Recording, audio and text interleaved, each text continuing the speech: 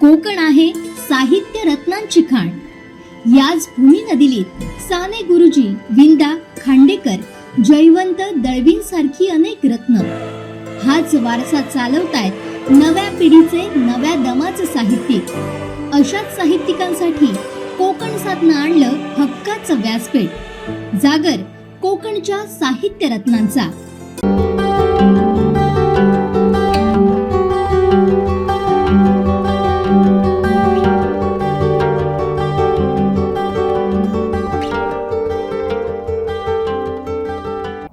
नमस्कार. दैनिक कोकण सात आणि कोकण सात लाईव्ह या दोघांच्या माध्यमातून आपण कोकणामध्ये एक नवं अभियान सुरू केलंय. कोकण सातच्या माध्यमातून आपण आतापर्यंत अनेक उपक्रम राबवले आहेत आणि असाच एक आपण उपक्रम घेऊन आलोय. कोकणातील जे साहित्य रत्न आहेत, तर जागर साहित्य, कोकणातील साहित्य रत्नांचं हे आपण सदर चालवतोय आणि आज याचं तिसरं पुष्प आहे. या तिसऱ्या पुष्पामध्ये सिंधुदुर्ग जिल्ह्यातील एक दिग्गज आणि नामवंत अशा प्रकारचे जे साहित्य रत्न आहे माझ्या समवेत आता उपस्थित आहेत. डॉक्टर गोविंद काजरेकर, आणि ज्यांची आपण पहिल्या पुष्पामध्ये मुलाखत घेतलेली होती ते प्रवीण बांदेकर सर सुद्धा या ठिकाणी उपस्थित आहेत. आज आम्ही दोघं मिळून काजरेकर सरांची या ठिकाणी ही मुलाखत घेणार आहोत. खरं तर कोकणामध्ये ज्यावेळी जागर साहित्य रत्नांचं हे अभियान सुरू झालं आणि या प्लॅटफॉर्मवरून कोकणातच नव्हे तर संपूर्ण जगभरात ज्यावेळी कोकणातील जे साहित्यिक आहेत आणि या कोकणातील साहित्यिकांनी खऱ्या अर्थाने जे साहित्य क्षेत्रामध्ये योगदान दिलेलं आहे ते ज्यावेळी या प्लॅटफॉर्मवरून जगभरात पोहोचले गेलं, त्याला भरभरून प्रतिसाद मिळाला. आणि या तिसऱ्या पुष्पामध्ये आपण एक नवीन या ठिकाणी हे पुष्प आमच्या दर्शकांसमोर नेतोय. आणि या पुष्पामध्ये आमच्या समवेत आहेत काजरेकर सर, आणि काजरेकर सरांसाठी सगळ्यात महत्वाचा जो टास्क आहे तो आपण या ठिकाणी या मुलाखतीमध्ये आपण घेणार आहोत. डॉक्टर गोविंद काजरेकर हे खरं तर बांद्यामध्ये आपलं गोगटेवाड कॉलेज आहे आणि या कॉलेजचे प्राचार्य म्हणून काम करतायत. गेली 25 वर्षाहून अधिक काळ साहित्य क्षेत्रामध्ये त्यांनी या ठिकाणी योगदान दिलेलं आहे. आणि त्यांची जी सुरुवात झाली तर आपण पाहू शकतो, उरल्या सुरल्या जगण्याचं रिमिक्स या काव्यसंग्रहापासून सुरुवात झाली. अनेक प्रकारचे काव्यसंग्रह या ठिकाणी त्यांनी साहित्य क्षेत्रामध्ये दिलेले आहेत. डॉक्टर बहिणाबाई चौधरी हा मानाचा पुरस्कार सुद्धा त्यांना मिळालेला आहे आणि त्यांच्याशी आपण थेट संवाद साधणार आहोत. सर नमस्कार. नमस्कार. तुम्ही आजवर कविता, समीक्षा, लोकसाहित्याचे संशोधन, संपादन, पाठ्यपुस्तक अभ्यास मंडळासाठी लेखन केलेलं आहे. एवढंच नाही तर विद्यापीठामध्ये सुद्धा आज PhD होते आणि स्वतः तुम्ही डॉक्टरेट साहित्य क्षेत्रामध्येच डॉक्टर राजन गवस जे आपले साहित्यिक आहेत त्यांच्या कथात्मक साहित्यावर PhD मिळवलेली होती. आणि तिथून सुरुवात आपण या सगळ्या साहित्य क्षेत्रामध्ये एक दर्जेदार लिखाण सुद्धा काव्य क्षेत्रामधून केलेलं आहात. तर ह्या सगळ्या गोष्टीकडे तुम्ही ज्यावेळी ओळख होता, विविध स्वरूपाचं लेखन करत होता, तर तुमच्या कौटुंबिक पार्श्वभूमीविषयी तुम्ही काय सांगाल? आणि सगळ्यात महत्वाचं म्हणजे ग्रामीण कृषी परंपरेची पार्श्वभूमी जी आहे ती या संपूर्ण समग्र तुमच्या लेखनामध्ये आढळून येते. कारण या स्पेसिफिक क्षेत्राकडे जे कृषी संस्कृती आहे यावर आपण फार भर दिलेला होता. काय सांगाल, कशा पद्धतीने ही सगळी वाटचाल आपली आणि सुरुवात झाली? नमस्कार. माझा जन्म एका गावातल्या शेतकरी कुटुंबामध्ये झाला आणि आई वडील शेतकरी होते. आमची शेती होती, शेतीवरच उपजीविका होती. माझी आधीची भावंड जी होती ती शाळा शिकून नोकरीला मुंबईला गेली आणि त्यानेही आमच्या कुटुंबाला खूप हातभार लावला. पण मी इथे संपूर्णतः माझं आयुष्य हे एका खेडेगावात गेलं आणि शेती संस्कृतीचे जे काही संस्कार होते ते माझ्या व्यक्तिमत्वावर होत गेले. मला लहानपणापासून कविता आणि मराठी भाषा यांचा खूप ओढा होता. लहानपणी सुद्धा ज्या 3री-4थीत असलेल्या कविता आजही मला पाठ असलेल्या दिसतील आणि पाठांतर करणं आणि वाचन करणं या गोष्टी माझ्या व्यक्तिमत्वात होत्या. हळूहळू त्याचा विकास होत गेला. माझं प्राथमिक शिक्षण, उच्च माध्यमिक पर्यंत शिक्षण तळवडे या गावात गेलं आणि त्यानंतर मी पंचम खेमराज महाविद्यालय इथे उच्च शिक्षणासाठी प्रवेश घेतला. तिथे वसंत सावंत नावाचे एक ख्यातनाम कवी मराठीतले ते आम्हाला शिक्षक म्हणून लाभले आणि त्यानंतर संपूर्णतः माझं आयुष्य बदलत गेलं. म्हणजे एक भाषेकडे पाहण्याचा दृष्टिकोन खरं सांगायचं तर 12वीच्या वर्गामध्ये काही एक कारणामुळे एक वर्ष फुकट गेलं, पण त्यानंतर त्या ग्रंथालयाशी तळवड्यातल्या जोडलो गेलो आणि कथा सरित सागरापासूनचे अनेक ग्रंथ, फडके खांडेकरांच्या कादंबऱ्या, जे जे मिळेल ते वाचत जायचो आणि त्यामुळे एक विशिष्ट प्रकारची लेखनाची आवड निर्माण झाली, वाचनाची आवड निर्माण झाली आणि वसंत सावंत यांच्या प्रभावातून आपणही कवी व्हावं, आपणही लेखक व्हावं अशी एक उर्मी मनात दाटत गेली. पुढच्या काळामध्ये आम्हाला नोकरीला लागल्यानंतर प्रवीण बांदेकर, अजय कांडर, वीरधवल परब, अनिल धाकू कांबळी वगैरे ह्यासारखे अनेक मित्र मिळत गेले आणि त्याच्यातून कवितेची एक पक्की जाणीव मनात होत गेली आणि त्याचा एक खूप फायदा पुढच्या प्रवासासाठी झाला. समीक्षेकडे नंतर मी वळलो, ते PhDच्या अनुषंगाने वळलो आणि मग समीक्षेतही आपण काहीतरी करावं म्हणून एक 2-3 पुस्तकं समीक्षेची माझ्याकडे लिहिली गेली, 2 प्रसिद्ध झाली आणि हा सगळा प्रवास आमच्या मित्रांच्या सहकार्याने, वसंत सावंत सारखे कवी, आणि ह्याला आमच्या घरात कोणत्याही प्रकारची वाङ्मयीन परंपरा नाही, पण दशावतार, भजन यांची प्रचंड आवड होती. आम्ही कीर्तनाला जायचो, त्यावेळी घरात TV नव्हता आणि या सगळ्यातून मनावर जे संस्कार होत गेले ते संत साहित्याचेही होत गेले आणि मग आधुनिक कवितेचेही हे प्रभाव मनावर घडत गेले आणि तसं एक व्यक्तिमत्व आमचं घडत गेलं. नक्कीच सर, ज्या पद्धतीने आपण सांगितलं की या क्षेत्राकडे कसे वळलात, कशा पद्धतीने तुमची एंट्री झाली, तर या सगळ्या घडामोडींवर आपण सविस्तर चर्चा करणार आहोत. या ठिकाणी बांदेकर सर आहेत, ज्यांच्या समवेत आपण या क्षेत्रामध्ये बरीच वर्ष वावरत आहात आणि योगदान सुद्धा दिलेले आहेत. मी एकच प्रश्न सुरुवातीचा विचारतो की आपण जे आपलं लेखन आहे ते काव्यातून सुरू केलात, कवितेमधून सुरू केलात, ह्या सगळ्या गोष्टींकडे आपण जे कवितेकडे वळलात ते कशा पद्धतीने आपण वळलात? तर मगाशी आता मी तुम्हाला म्हटलं की कवी होण्याची एक उर्मी वसंत सावंत यांच्यामुळे मिळाली. म्हणजे जसं दिव्याने दिवा पेटावा तसं आमच्यातही एक कवित्व निर्माण झालं. म्हणजे जन्माने आम्ही काही कवी नव्हतो, पण कवीची एक प्रचंड अशी उर्मी होती कविता लिहिण्याची. त्याच्यातून आम्ही रोज काहीतरी लिहू लागलो, एकमेकांना दाखवू लागलो. माझा पहिला कविता संग्रह उरल्या सुरल्या जगण्याचे रिमिक्स हा 2010 मध्ये आला. त्याला एक 4 राज्यस्तरीय पुरस्कार प्राप्त झाले आणि त्यावेळी जे त्या काळातलं एक समकालीन वास्तव होतं, सामाजिक बदल होत होते, नुकतं जागतिकीकरण येत होतं आणि त्याच्यातून ते खेड्यांपर्यंत पोचत होतं. TV सारख्या किंवा संगणकासारख्या गोष्टी आम्हाला परिचित येत होत्या आणि त्याच्यातून काय झालं की एक नवी प्रतिमा सृष्टी मिळाली.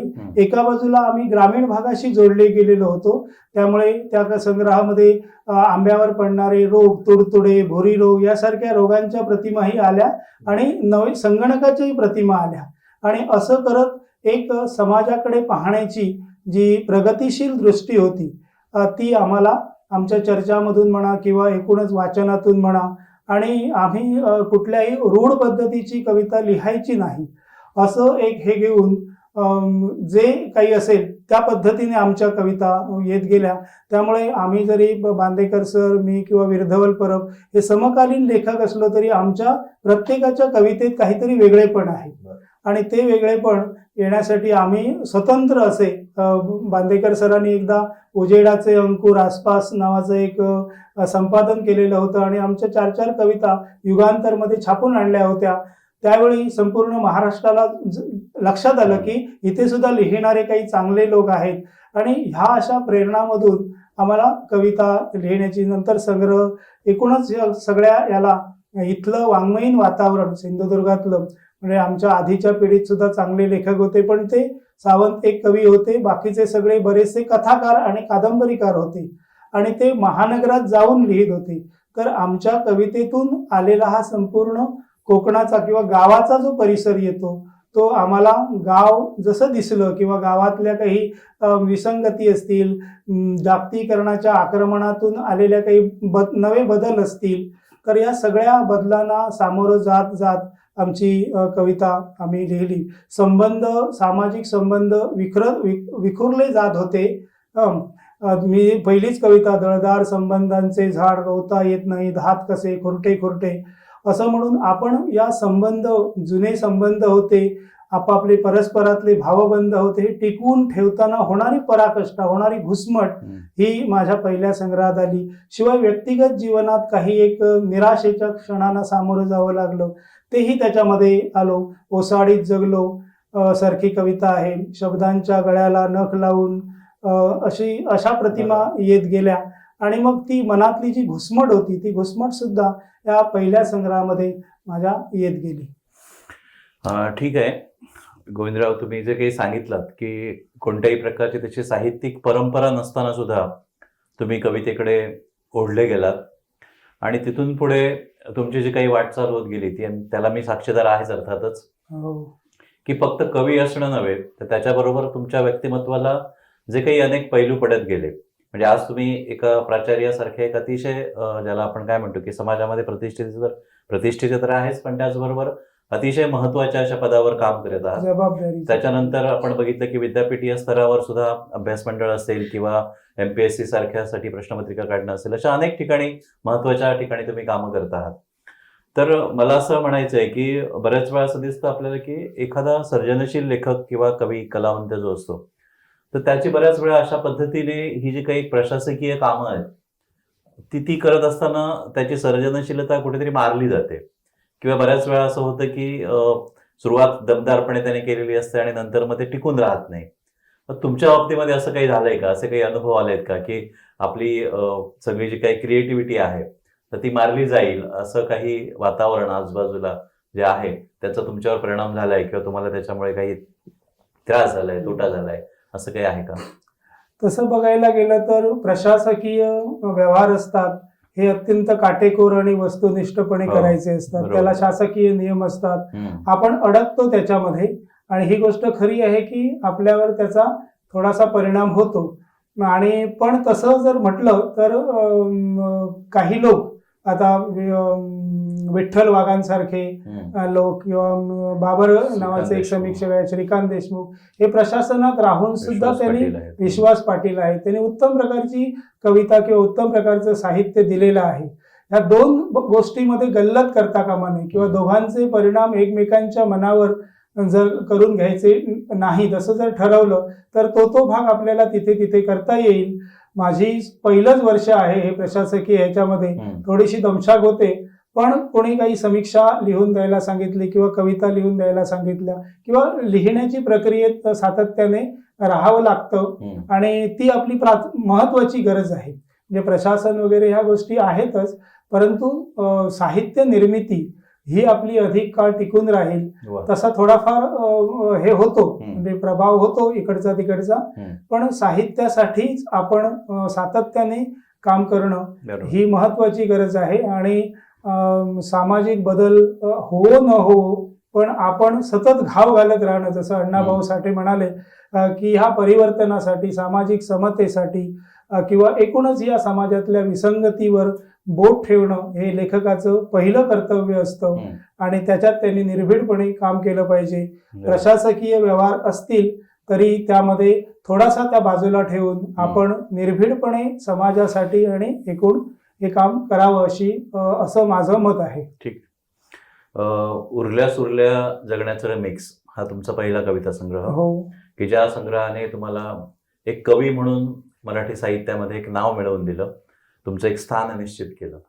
त्याच्यानंतर आपण बघितलं की मधल्या एक 10-15 वर्षाच्या एक गॅप म्हणू, त्याच्यानंतर सुन्नतेचे सर्ग हा तुमचा दुसरा महत्वाचा संग्रह आलेला आहे आणि त्याने सुद्धा काही चांगले महत्वाचे पुरस्कार मिळवून एक दमदार अशी सुरुवात केलेली आहे. साधारणपणे असं दिसतं की पहिल्या कविता संग्रहामध्ये आपण बऱ्याच वेळा लिहिणारे लोक जे असतो ते आपल्या व्यक्तिगत अशा काही भावभावना असतील, आपले अनुभव असतील, आपल्या आसपासचं सगळं खेड्यापाड्यातलं वर्तमान असेल, वास्तव असेल, हे बऱ्याच वेळा आपल्या पहिल्या म्हणजे एक प्रकारचं कवीचं आत्मचरित्र असतं त्याच्यामध्ये. नंतर हळूहळू आपली वाढ होत जाते, आपण प्रगल्भ होत जातो, आपल्या सामाजिक जाणीवा विकसित होतात, आपली राजकीय भूमिका निश्चित होते आणि त्याच्यामुळे नंतरचा जो संग्रह असतो त्याच्यामध्ये हे असे अनेक पैलू आपल्याला दिसतात.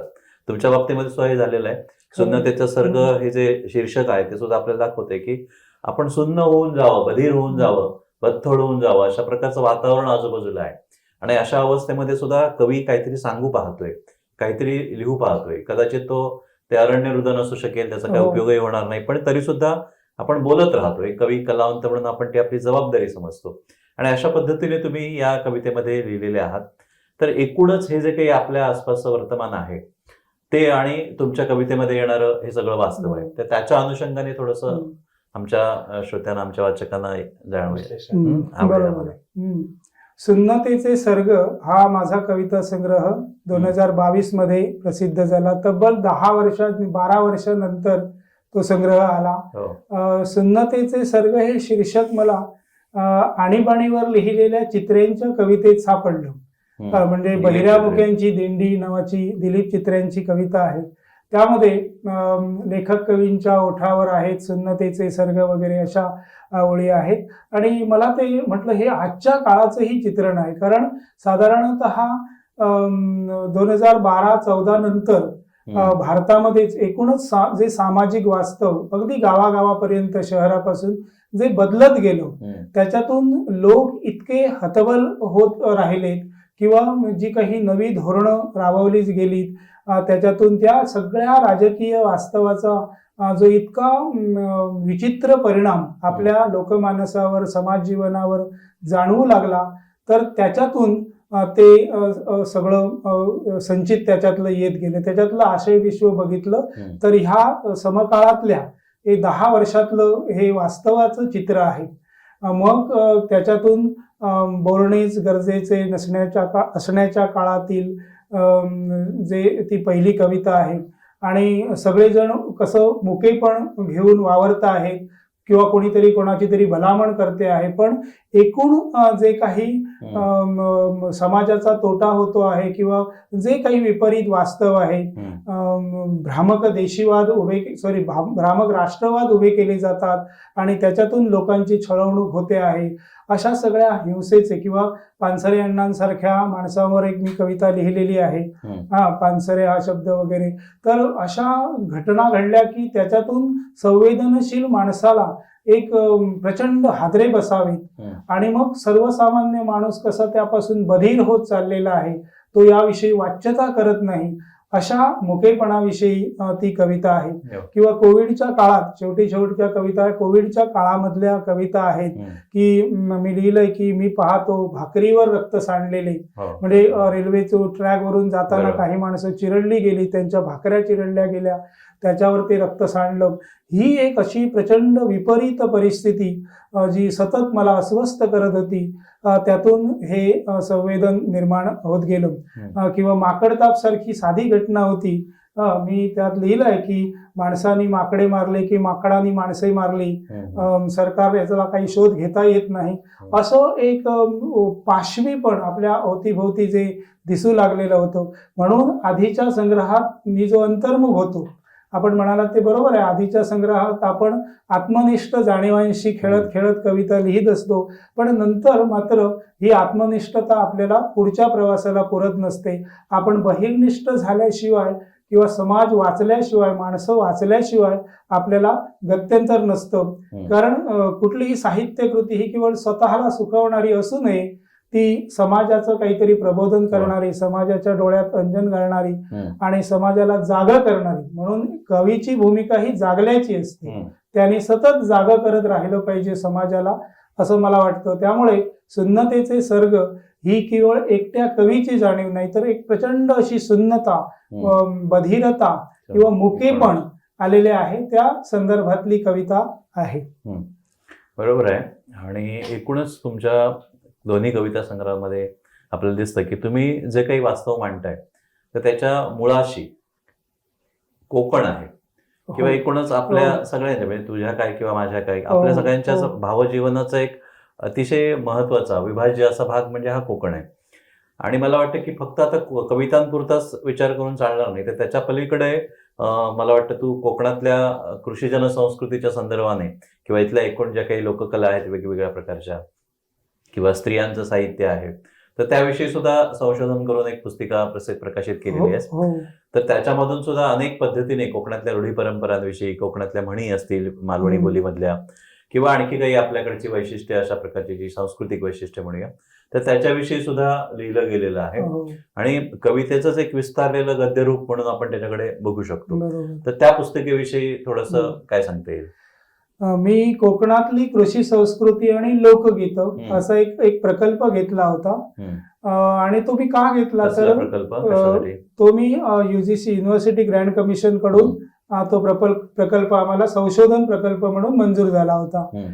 पण नंतर माझ्या असं लक्षात आलं की आपण लहानपणापासून या संस्कृतीमध्ये जगत आहोत. हम्म. म्हणजे अगदी नाचणे कापून आणले, त्याचं पहिल्या भाकऱ्या बांधल्या तरी आमची आई वगैरे काय करायची, ही एक भाकरी नेऊन तिकडे शेतातल्या पशुपक्ष्यांना घाल किंवा हम्म. तिथल्या देवाला ठेव. बरोबर. म्हणजे देवाला ठेव म्हणजे तिथल्या पशुपक्ष्यांना, हम्म. कारण आपण जंगलातून घेऊन येतो तितकं आपण त्यांना दिलं पाहिजे किंवा त्यांचं संवर्धन आपण निसर्गाविषयी हा, कृतज्ञता भाव. कृतज्ञता ही कृषी संस्कृतीतली एक फार महत्वाची जाणीव हम्म. आम्हाला लहानपणापासूनच झाली होती. आम्ही चरवण विधी घालत असो, हे सगळ्या विधींचं आणि एक गावराटीचं निरीक्षण करणं हे माझा एक लहानपणापासूनचा छंद होता. देवदेवस्की असेल, ही पाषाणं, तिथे एक वीराचा चाळा वगैरे असतो, त्याचं काय काम, मी ते सगळं विचारून घेत असे. मग ते लोक सांगायचे की शिकार करायला जाताना त्याला हे करावं लागतं, ती शिकारीची देवता आहे. पातोळी नावाची एक शिकारीची देवता आहे.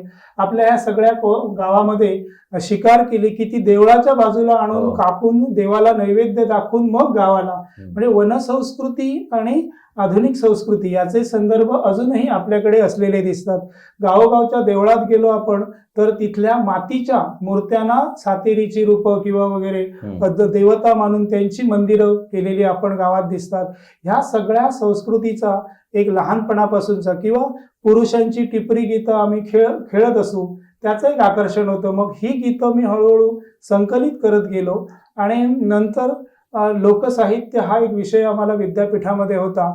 त्यातूनही ह्या जाणीवा रमेश कुबल सारखे लोकसाहित्याचे अभ्यासक ते आम्हाला ते आदिवासींच्या अभ्यासापासून सगळं सांगत असत.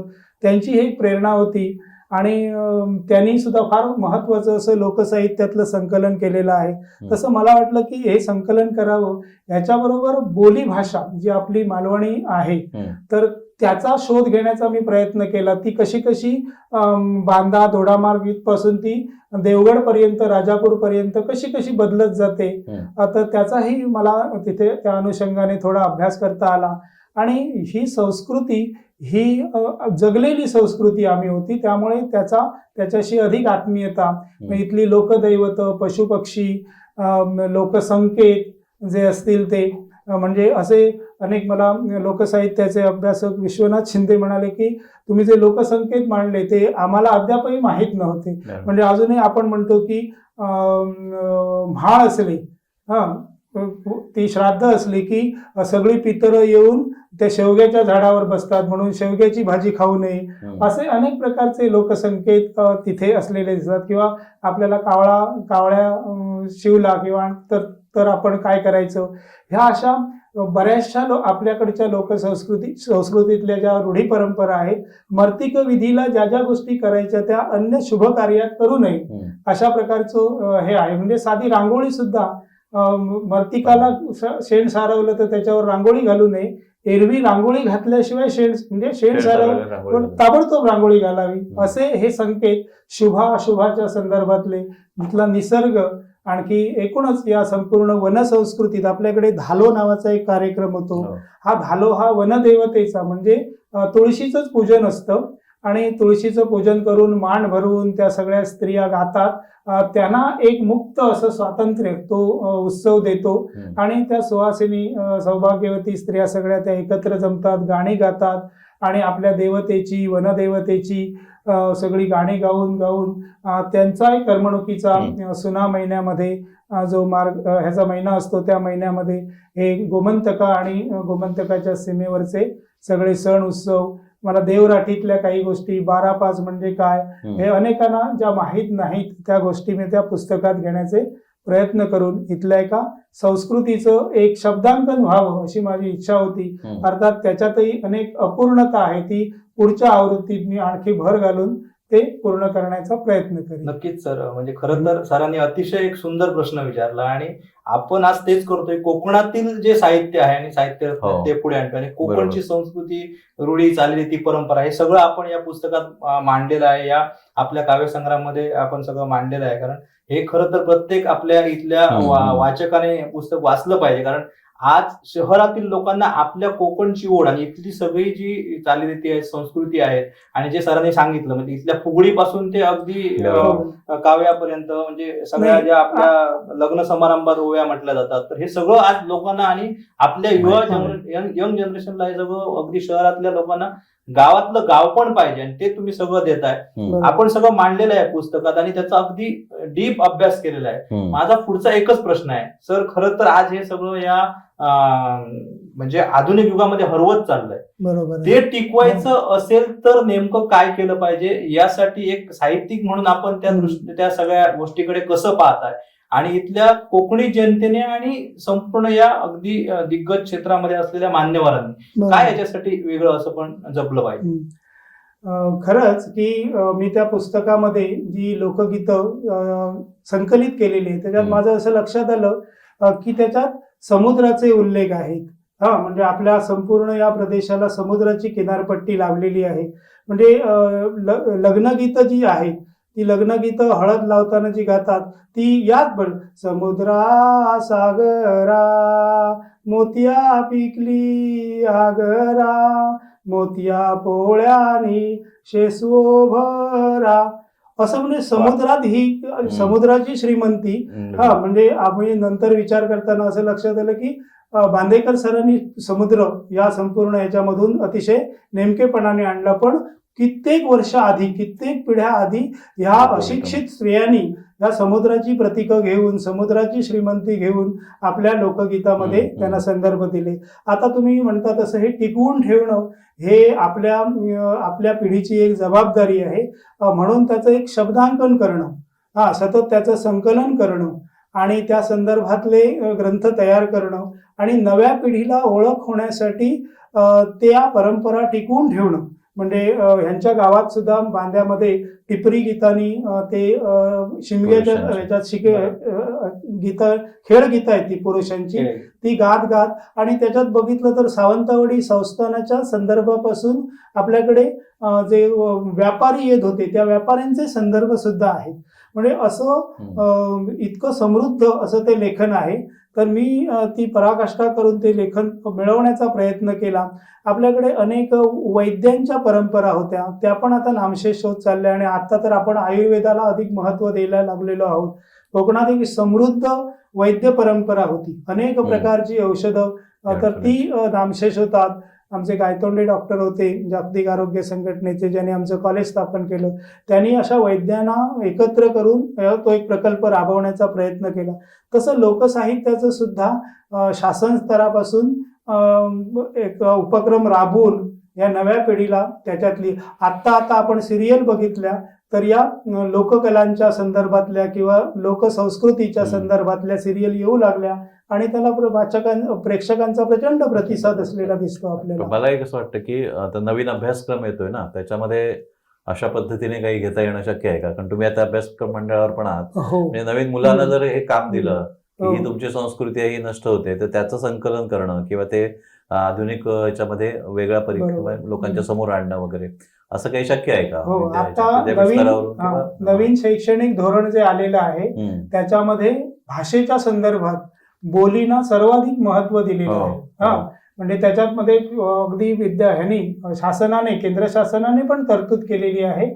आणि मग असे बोलींचे प्रकल्प किंवा विद्यार्थ्यांना बोलींचा परिचय करून देणं किंवा इकडच्या कविता बोलीत भाषांतरित करणं, अशा अनेक गोष्टी विद्यार्थ्यांना करता येतात. आणि अनेक विद्यापीठ, अगदी गोंडवाना विद्यापीठापासून मुंबई विद्यापीठापर्यंत अनेकांनी बोलीचा अभ्यास हा एक स्वतंत्र पेपर लावलेला आहे आणि त्यातून आता नव्या पिढीला याचा परिचय होत जाईल.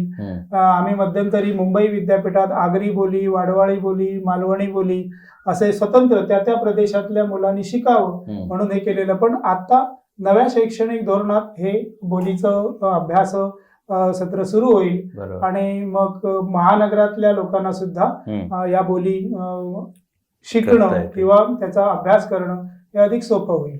आपल्याकडे ज्या साहित्य संस्था आहेत ना, त्या सुद्धा बऱ्याच वेळा आपण असं बघतो की ते जे कार्यक्रम राबवतात त्याच्यामध्ये कविता वाचन किंवा कवितेच्या संदर्भातले कार्यक्रम किंवा फार फार तर कथा वगैरे, पण त्याच्या पलीकडे जाऊन मला असं वाटतं की आपली बोली टिकवण्यासाठी अशा प्रकारचे काही कार्यक्रम करता येणं त्यानंही शक्य आहे.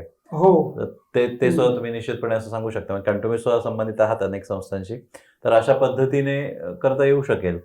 तुम्हाला काय वाटतं? ते मला आम्ही आता तसं करतो की आमचं तुमचे पण वाङ्मय मंडळ किंवा हा. अन्य काही उपक्रम, गेल्या वर्षी तुम्ही एक कथा शिबिर हो घेतलं हो होतं, हो. तर तसे काही आमचे एक मित्र हं, आहेत, विवेक कडू कथाकार आहेत. त्यांनी एक असा प्रकल्प केलेला की बोलीत बोला, हं, म्हणजे भाषण स्पर्धा ही बोलीतच घ्यायची. हं, म्हणजे त्या त्या प्रदेशात बरोबर. आपापल्या बोलीत सुद्धा एक भावसंचित असतं, विचार संचित असतं, ते सुद्धा व्यवस्थितपणे मांडता आलं पाहिजे हं, आणि त्याच्यातून मुलं हळूहळू तयार होत जातील. म्हणजे असे नव्या गोष्टी जर आपण बोलीतून सुरू केल्या हं, तर आपल्याला त्याची व्यवसाय संधी पण आहे. म्हणजे जसं मी तुम्हाला टीव्हीवर जे सिरियल असतात त्याच्यातल्या बोलीतली पात्रांचे संवाद हं, लिहिण्याला सुद्धा अर्थात कालच मला कळलं की एका एपिसोडला सुद्धा 5,000 नुसतं लिहून द्यायला 10 मिनिटाचं हे दिले जातात. पण हे मग विद्यार्थ्यांना ह्याची संधी आहे, व्यवसायाची संधी आहे आणि चांगलं बोलीतलं लेखन हं, हे करता येईल. आपल्याकडे संपूर्ण आता एक बाल कादंबरी ह्यानी लिहिली, कल्पना मली. कल्पना मली यांनी बोलीत. पण जशी अन्य बोलीमध्ये म्हणजे जशी गोतावळा कादंबरी आहे, ही संपूर्ण बोलीतली कादंबरी आहे, हं, किंवा पाचोळा नावाची कादंबरी आहे, तर ह्या बोलीतल्या, पण तशी एक पूर्ण मालवणीत असलेली कादंबरी अजूनही आपल्याकडे नाही. कथा आहेत वगैरे, पण या सगळ्या दीर्घ पल्ल्याचं गद्य त्या बोलीत जर आलं तर तीही एक समृद्ध होईल. आता आपण काही चाळेगत सारखे शब्द मराठी प्रवाहात आणले, त्यामुळे संपूर्ण डिक्शनरीत सुद्धा तो चाळेगत येईल आणि त्याचे काही अर्थ आहेत ते येतील. हं, तर असं साधारणतः जर बोलीतलं भाषिक वैभव आपल्याला पकडता आलं तर ह्या बोली अधिक समृद्ध करता येईल. ठीक आहे. आता पुन्हा एकदा मी तुमच्या साहित्याकडे वळतो. तुमच्या PhDच्या प्रकल्पासाठी तुम्ही राजन गवस, मराठीतले जे ज्येष्ठ साहित्यिक आहेत, कथाकार, कादंबरीकार, तर त्यांच्या ह्या सगळ्या कथात्मक साहित्याचा विचार केलेला होता. तर राजन गवसच निवडावा असं तुम्हाला नेमकं का वाटलं? आणि एकूणच या साहित्याचा अभ्यास केल्यानंतर तुम्ही जे काही निष्कर्ष काढलेले असतील, त्यांचं जे काही स्थान मराठी साहित्यामध्ये निश्चित केलेलं असेल, तर त्याविषयी सुद्धा थोडंसं तुमची जी काही मतं असतील तर ती ऐकायला आवडेल आम्हाला. खरं तर राजन गवस हे मराठी साहित्यातले देशीय लेखन करणारे, म्हणजे नेमाड्याने जी देशीवादाची परंपरा मांडली त्या परंपरेतले एक सशक्त असे लेखक आहेत की ज्यांनी शहरांकडे एक बाजार केंद्र आणि माणसाच्या शोषणाची केंद्र म्हणून पाहिलं आणि त्या सगळ्या अर्थसत्तांना त्यांनी बाजूला ठेवून त्यांनी महागाव, संपूर्ण ग्रामीण भाग आणि गावाचा कोपरा कोपरा आणि घराचा कोपरा कोपरा आपल्या साहित्यात कसा येईल हे त्यांनी मांडलं. आणि त्यामुळे एक संस्कृतीनिष्ठ लेखक म्हणून मी त्यांच्या साहित्याकडे वळलो. खरं तर मला वसंत सावंत यांच्या कवितेवरच PhD करायची होती, पण मला तसे मार्गदर्शक काही सापडले नाहीत त्या काळामध्ये. मग मला गवस सरांच्यावर म्हटलं एक हे करूया. आणि गवस सरांनी एकूणच जी आपल्याकडे उपेक्षितांची परंपरा आहे, तर उपेक्षितांच्या पलीकडचं जे जीवन होतं, म्हणजे ते जोगते आणि देवदासी ह्यांचे संदर्भ त्यांच्या समग्र साहित्यामधून सातत्याने येत गेले. म्हणजे शोषणाच्या किती असंख्य तऱ्हा असू शकतात धर्मव्यवस्थेत किंवा सामाजिक व्यवस्थेत, त्याचं इतकं प्रत्ययकारी चित्रण म्हणजे फुटकळ स्वरूपात कोणी कोणी केलं असेल कथामधून वगैरे, पण एक सततचं प्रदीर्घ असं गद्यलेखन करून दुसऱ्या कोणी केलं नाही. तर म्हटलं त्याच्यावर संशोधन करून त्याला अधिक उजेडात आणणं हे आपलं काम आहे. अशा एका नैतिक जबाबदारीतून आणि मग मी ते संपूर्ण देशीवादी जाणीवेतून हे लेखन कसं घडलं आणि राजकारण किंवा एकूणच जातव्यवस्था यांचे प्रभाव किंवा समाजातल्या छोट्या छोट्या अधिसत्ता ज्या आहेत त्या अधिसत्ता आपल्या ज्ञान परंपरांना कशा खुंटीत करीत आहेत, त्या सगळ्याचं चित्रण त्यांनी केलेलं आहे. त्यामुळे त्यांचं लेखन म्हणजे शेवटची कादंबरी मला घेता आली नाही त्यांची, कारण तोपर्यंत अभ्यास संपलेला होता बबळी. बळीचा. पण त्याच्या आधीच्या कथासंग्रह आणि त्यांचं कादंबरी लेखन हे मी यामध्ये संशोधनासाठी घेतलेलं होतं. हा, पण तुमचं आता हे संशोधन जरी कथा आणि कादंबऱ्यांच्या संदर्भात असलं तरी मला वाटतं की तुम्ही जी समीक्षा लिहिलेली आहे ती बरीचशी कवितांविषयी आहे हो, आणि त्याचं एक तुमचं पुस्तक पण निघालेलं आहे. होय होय. मग हे कसं काय? मुळात सांगतो कवितेचीच काय? आवड आहे आणि नाईलाजाने तुम्ही कादंबरीकडे वळलात. कदाचित त्या प्रबंधामधून दडपलेल्या भावना होत्या. मला हा. कवितेचा अभ्यास करायचा बरोबर. होता आणि माझा पिंड हा मूलतः कवीचा असल्यामुळे मला काय झालं की कवितेवरच मला लिहायचं, म्हणून मी तुमच्या सगळ्या समकालीन कवींच्यावर लिहिलं होय. आणि अन्य काही महत्वाचे महाराष्ट्रातले कवी किंवा 90 नंतरच्या बदललेल्या जाणीवांच्या कवितेच्या संदर्भात मी त्या समकालीन मराठी कविता सांस्कृतिक परिप्रेक्ष्य या अनुषंगाने मी लिहिलेला आहे. तर कविता हा एक माझा प्राण आहे. त्याच्यामुळे आजही कधी कविता नाही लिहिली तरी काहीतरी चुकल्यासारखं वाटतं. त्याच्यामुळे कविता आणि कवितेची समीक्षा, आणि तसं बघायला गेलं तर मी MA ला मुंबई विद्यापीठात शिकत असताना वसंत सावंत, वसंत पाटणकर, आणखी डहाके सर, वसंत आबाजी डहाके यांचा प्रभाव होता. आता डहाके सरांनी समीक्षाही लिहिली आणि कविता पण लिहिल्या. तर अशा पद्धतीने माझा पिंड घडत गेला की समीक्षा सुद्धा करायची, कविता लिहायच्या, आणि कादंबरीचा अभ्यास असला तरी कादंबरीच्या संदर्भातलं लेखन होतं थोडंफार, पण अधिक लेखन हे कवितेच्या संदर्भातच घडत जातं. पण आजकाल जे आपण बघितलं तर ज्या पद्धतीने हे सगळं वास्तव बदलतं आहे ते कवितेमधून आपण नाही आणू शकत. म्हणजे कितीही जरी मोठा प्रतिभावंत कवी असला तरी सुद्धा काळाचा वेग एवढा वाढलेला आहे आणि ज्या वेगाने सगळं घडत जातंय आसपासचं सगळं किंवा बिघडत जातंय म्हणूया, तर ते कवितेमधून आणण्यापेक्षा बरेच लोक आता गद्याकडे वळताना दिसत आहेत. म्हणजे अगदी माझ्यासकट अनेक मराठीतले कवी आपण बघतोय की ते कादंबरीकडे वळलेले आहेत. पण हे असं तुमच्याही कधी मनात आलंय का की आपण सुद्धा कधीतरी कवितेच्या ऐवजी गद्य लेखन करावं, कथा लिहाव्यात किंवा कादंबरी लिहावी, किंवा खरोखरच फक्त मी कविताच लिहून हे सगळं आणू शकतो असा आत्मविश्वास आहे का? नाही, इतकं काही ढसाळांसारखी आपल्याकडे प्रतिभा नाही जी नामदेव ढसाळांकडे होती. म्हणजे त्यांनी कादंबरी लिहिली नाही, पण त्यांनी कादंबऱ्या लिहिल्या. पण हाडके आडवाळा एक कादंबरी आहे त्यांची, पण तेवढ्या प्रचंड अशी प्रतिभा आपल्याकडे नाही. पण असं सतत वाटत राहतं की आपण इथलं कोकणातलं सांस्कृतिक संचित येईल असं गद्य किंवा एक बदललेलं वास्तव यावं अशी एक आपण कादंबरी वगैरे लिहावी. मी एक आडमेळी म्हणजे सतत येणारी आपल्याकडे संकट असा एक शब्द घेऊन एक 60-10 पानं लिहिण्याचा प्रयत्न पण केला, पण तो तसाच राहिला. तर म्हणजे एकूणच राजकारण, ही पर्यावरणाची संकट, ह्याच्यातून आपल्यावर रोज काहीतरी नव्या समस्या उद्भवत आहेत, तर त्याच्यावर एक कादंबरी लिहावी असं माझ्या डोक्यात होतं. पण कादंबरी लेखनाला खूप श्रम करावे लागतात, खूप एक ऊर्जा आपल्याकडे असावी लागते. त्या मनाने कविता लिहिणं सोपं असतं थोडंसं. कादंबरीकार जेवढे कष्ट घेतो तेवढे कष्ट आपल्याला, म्हणजे बाकीची व्यवधानं असतात. मी तसा थोडा शेतकरी पण आहे, म्हणजे वडिलार्जित कौटुंबाची शेती आहे ती सुद्धा सांभाळावी, म्हणून बराचसा वेळ तिकडे पण जातो. तर हे एक आपली एक परंपरा टिकून, आपली शेती टिकली तर आपली संस्कृती टिकेल. नाहीतर आपण म्हणू की शेती करायची नाही आणि नुसती शेती संस्कृती टिकवायची, तर हे आपल्याला शक्य नसतं. त्याच्यामुळे ह्या साठमारीत ह्या सगळ्या गोष्टी आपल्याला काही वेळा करता येत नाही.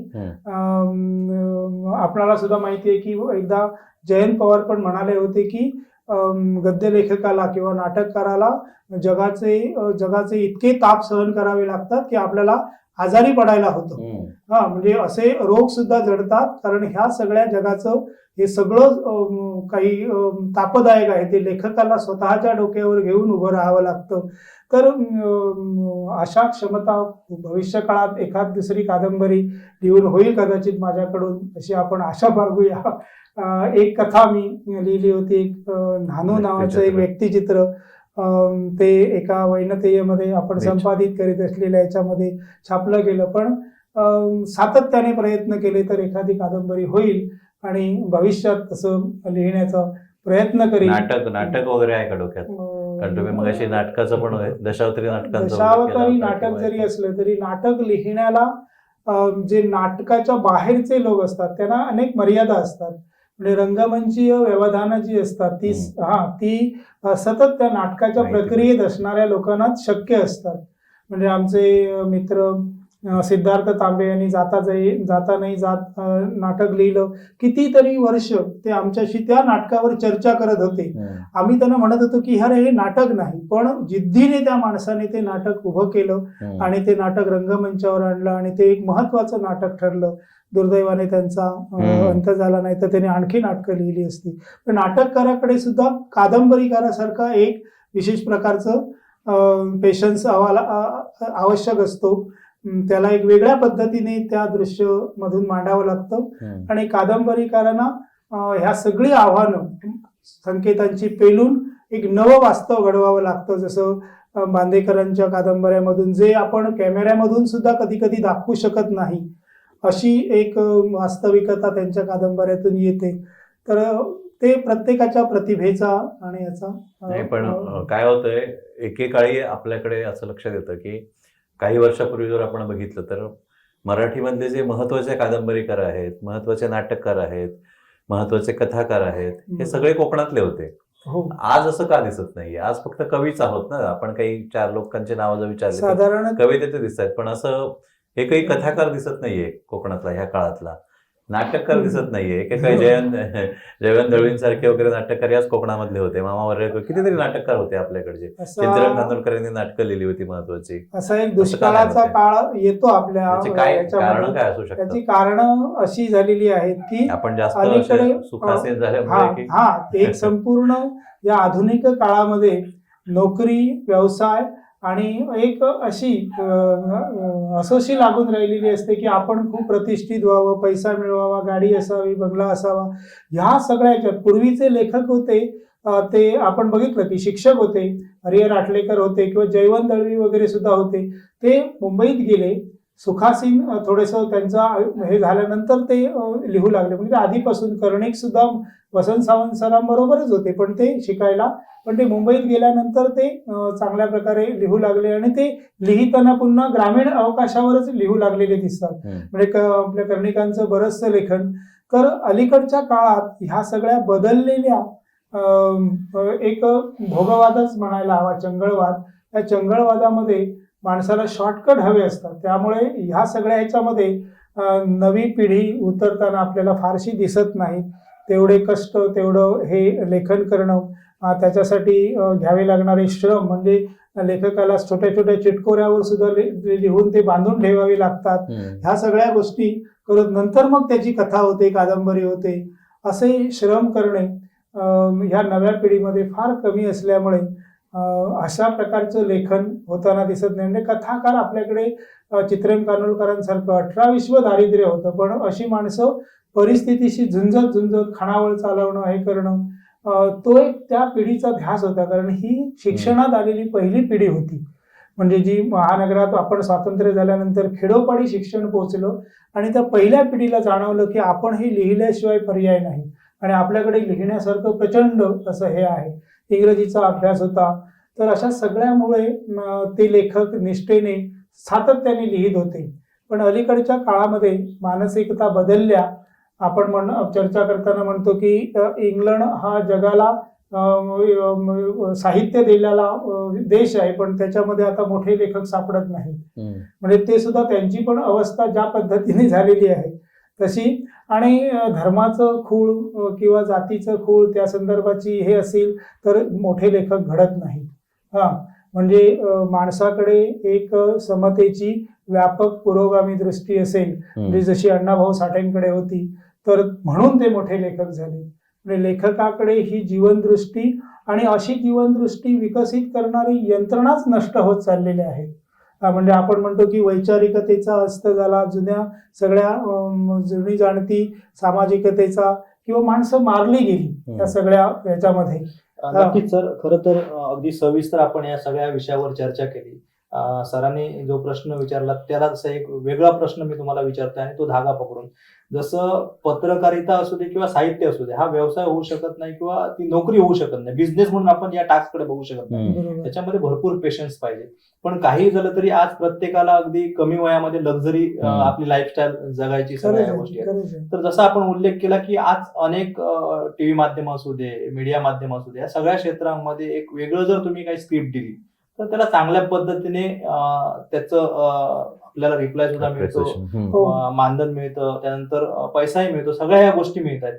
तर अशा अगदी व्यावसायिक दृष्टिकोनातून या क्षेत्रांसाठी काही करता येईल का? कारण एक काळ असा होता की समाज प्रबोधन केंद्रबिंदू मानून पत्रकारिता असू दे किंवा साहित्य लिखाण असू दे हे सगळं होत होतं. पण आज काळ बदलला, परिस्थिती बदलते, इथलं सगळं समाजमन बदलते आणि त्या दृष्टीने आपल्याला व्यक्त व्हावं लागतं. बरोबर आहे. काय नेमकं करता येईल या सगळ्या गोष्टीसाठी? काय झालं की आपण आपली जी शिक्षण व्यवस्था आहे, या शिक्षण व्यवस्थेत याची काही मुळं आहेत. म्हणजे आपण आतापर्यंत जवळजवळ 70 वर्ष झाली तर एका विद्यापीठीय शिक्षण किंवा शालेय शिक्षण हे इतक्या चाकोरीतून जात आहे, त्याच्यातून आपल्याला असे नवे लेखक घडवणं किंवा नवे कुशल असे जे काही कामगार असतील किंवा बौद्धिक असं काही घडवायला हवं तर ते घडताना दिसत नाही. म्हणजे केवळ प्रमाणपत्र म्हणजेच त्या माणसाचं त्याची लायकी असं एक संकेत ठरत गेलेले आहेत. जर आपण ही व्यवस्था बदलायची ठरवली तरी म्हणजे आता नवीन शैक्षणिक धोरण आलं त्याच्यात सुद्धा फारसं काही हे नाही. तो सुद्धा एक कारखान्याचाच भाग आहे. तुम्ही असं हे करा आणि तेवढे मार्क मिळवा, त्याला काही अर्थ नाही. म्हणजे आपण किती त्या विषयाचं कौतुक केलं तरी त्याच्यातून सुद्धा काही बदलून असे नव्या गोष्टी घडतील. तर ही मूलतः शिक्षण पद्धती आमूलाग्र बदल करायला हवेत. म्हणजे आपल्याकडे कितीतरी देशीय ज्ञानाच्या परंपरा होत्या, त्या परंपरा पुढे विकसितच झाल्या नाहीत. मगाशी मी फक्त औषधाची सांगितली. कुठल्याही खिळ्याशिवाय जोडणारी सुताराची जी कला होती, अख्खं घर ते कुठल्याही खिळा न वापरता सुद्धा ते अख्खं मजबूत वाऱ्या पावसात उभं राहणारं छप्पर तयार करत होते. ह्या सगळ्या परंपरा या नव्या आधुनिकतेने किंवा आधुनिक यांनी हे झाल्यात, तर त्या पुन्हा पुनरुज्जीवित करायच्या असतील तर आपल्याला शिक्षण व्यवस्थेवर घाव घालून ज्याला काही लिहिण्या वाचण्याचं शिक्षण मिळालं आणि की त्याला स्वातंत्र्य दिलं तर तो काहीतरी नवं घडवण्याचा प्रयत्न करेल. आपल्याकडे कौशल्य आणि प्रतिभा यांना वाव देणारं शिक्षण नाही. म्हणजे फक्त काय म्हणता येईल की वाईट शब्दात म्हणायचं तर लेखकाला कवी होण्याची, कादंबरीकार होण्याची एक खाज असते म्हणून तो लिहित असतो. पण ही गोष्ट खरी आहे की तसं घडवणाऱ्या गोष्टी, तसं वातावरण आपल्याकडे नाही. या पारंपरिक शिक्षण व्यवस्थेत किंवा नवे सगळे बदल केलेले आहेत व्यावसायिक शिक्षणाचे, तर त्याच्यातूनही घडण्याच्या शक्यता नाहीत, कारण मुलाला स्वातंत्र्य नाही. खऱ्या अर्थाने राज्य सरकारने या गोष्टीकडे अगदी डोळसपणे बघितलं पाहिजे. जर या क्षेत्राकडे लक्ष दिलं आणि चांगल्या पद्धतीने पुढे करिअर घडवण्याच्या जर संधी आल्या तर अनेक नवसाहित्यिक अधिक जोमाने याकडे वळतील आणि निश्चित आपल्या जागर साहित्याचा या माध्यमातून आपण ते मांडत राहू वेळोवेळी. सगळ्यात महत्वाचा आता अगदी आपल्या मुलाखतीचा शेवटचा भाग आणि बहुतांश आपण चर्चा केलेली आहे, पण वेळेचं बंधन असल्यामुळे कुठेतरी आपल्याला थांबावं लागतं. हे सगळं जरी असलं तरी आपण एक नवा आशावाद सगळ्यांना दाखवताय, सगळ्या साहित्य क्षेत्रासाठी दाखवताय. आणि ह्या सगळ्या गोष्टी करत असताना सुद्धा जसं सरांनी सांगितलं की आज प्राचार्य पदाची एवढी मोठी आपण जबाबदारी सांभाळत असताना सुद्धा जे मूळ तुमचं गाभा जो आहे, कारण साहित्य लेखन, काव्यलेखन ह्या सगळ्या गोष्टीकडे समीक्षा, सगळ्या गोष्टींचं वाचन करून हे सगळं करणं, याच्यामध्ये जो आपण एक तुमच्यातील जो साहित्यिक आहे, या सगळ्या प्रशासकीय जबाबदारीतून सुद्धा साहित्यिक जपण्याचं काम हे आपण तितक्या जबाबदारीने पुढे नेत आहात. हे सगळं करत असताना भविष्यातील आपला टास्क कोणता, आपला लेखनाचा पुढचा संकल्प काय नक्की आपल्या दर्शकांसाठी आपण सांगा. तशी एखादी कादंबरी लिहून पाहण्याचा हे आहे, जसं घर बांधून पाहावं, लग्न करून पाहावं, तसं कादंबरी लिहून पाहावी असा एक संकल्प बऱ्याच दिवसात आहे. तो मी हळूहळू पूर्ण करीन असं वाटतं. होईल एक 100-1 पानाची कादंबरी सुद्धा माझ्याकडून लिहून होईल. आणि बाकी समीक्षा लेखन करणं आणि कविता लिहिणं या 2 गोष्टी तर याच्यामध्ये आहेत. तसा एखादा प्रकल्प मला अजूनही सांस्कृतिक अंगाने म्हणजे मला गावगाड्याचं समाज सांस्कृतिक अंगाने एक जे काही संचित आहे त्याचा अभ्यास करण्याचा माझा प्रयत्न आहे. तसा एक प्रकल्प मी दिला होता पण तो काही मंजूर झाला नाही. पण एकूणच म्हणजे आपल्याकडे एक छोटं गाव म्हटलं तरी एक धनगराचं घर असेल, 2 त्यांची घरं असतील तर त्यांची भाषा वेगळी असते. आपल्याकडे सुतार, लोहार ह्यांची सुद्धा भाषा वेगळी असते. असं एक भाषिक अंगाने आणि मग त्याच्यातूनही कितीतरी शब्द येतात. म्हणजे काल आम्ही कोल्हापूर विद्यापीठात शिवाजी विद्यापीठात चर्चा करताना श्रीम माट्यांच्या एका लेखाचा उल्लेख केला. ठिय्या देणे म्हणजे ठिय्या हे सुताराच्या याच्यामधलं शब्द आहे. तो आंदोलनासाठी वापरला गेला. किंवा हरताळ फासणे म्हणजे पूर्वी लेखन करताना शब्द चुकला तर त्याला हळद लावून तो शब्द मिटवला जायचा. आता ते व्हाईटनर वगैरे या गोष्टी आल्या. मग त्याला हरताळ फाटून मिटवून टाकणं या अनुषंगाने ते त्या प्रेसमधून किंवा त्या हाताने लिहिल्या जाणाऱ्या छपाईतून आलेले शब्द आहेत. धाबे दणाणणे म्हणजे ते धाबं असायचं ह्याचं काहीतरी छपराचं. ते वीज चमकली या दिवसात की ते दणाणून जायचं आणि आतली माणसं घाबरायची. तर अशा समाजाने किंवा या संपूर्ण समाजातल्या कारागीर लोकांनी परंपरेतून आलेल्या ज्ञानव्यवस्थांनी भाषेला खूप दिलेलं आहे. ते नेमकं शोधून काढायचं असा एक माझा संकल्प आहे. तो मी यथावकाशात पूर्ण करेन असा मला विश्वास वाटतो. निवृत्त झालो तरी मी याच्यातून निवृत्त होणं काही शक्य नाही.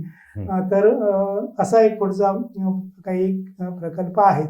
नक्कीच सर, त्यासाठी तुम्हाला अगदी मनापासून शुभेच्छा. धन्यवाद. जागर कोकणच्या साहित्य रत्नांचा हे 3रं पुष्प होतं आणि या 3ऱ्या पुष्पामध्ये आपण डॉक्टर गोविंद काजरेकर सर यांची या ठिकाणी मुलाखत घेतलेली आहे. आणि या मुलाखतीसाठी माझ्या समवेत खास ज्यांनी कादंबरी लेखनातून एक कोकणच्या साहित्याला एक नव ऊर्जा दिली ते प्रवीण बांदेकर सर सुद्धा आजच्या या पुष्पामध्ये सहभागी झालेले होते. त्यांनी सुद्धा ते सहभागी झाल्यामुळे खरं तर ही जी मुलाखत आहे ती अतिशय रंगतदार झाली. कारण समकालीन दोघेही असल्यामुळे एकमेकांबद्दल खूप मोठा त्यांचा पार्श्वभूमी सगळी माहीत आहे आणि त्याच्यामुळे ही मुलाखत खऱ्या अर्थाने आमच्या दर्शकांपर्यंत अधिक अपील होईल यात शंका नाही सर. आपण दोघेही सहभागी झालात त्याबद्दल दैनिक कोकणसाद आणि कोकणसाद लाईव्ह टीमच्या वतीने अगदी मी मनापासून आपले धन्यवाद व्यक्त करतो.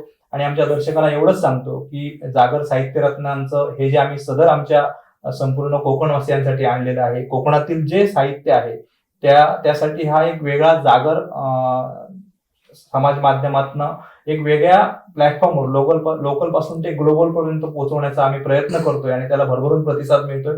निश्चित इथलं जे साहित्य आहे, ती साहित्य परंपरा आहे ती अधिक वृद्धिंगत व्हावी हाच या मागचा उद्देश आहे. आम्ही यापुढेही नवीन आमच्या पुष्पांमध्ये आपल्या कोकणातील दिग्गज साहित्यिक या ठिकाणी आपल्या समोर आणणारच आहोत आणि हे अभियान यापुढेही अशाच पद्धतीने चालू राहील. तुर्तास तेच थांबतोय. धन्यवाद.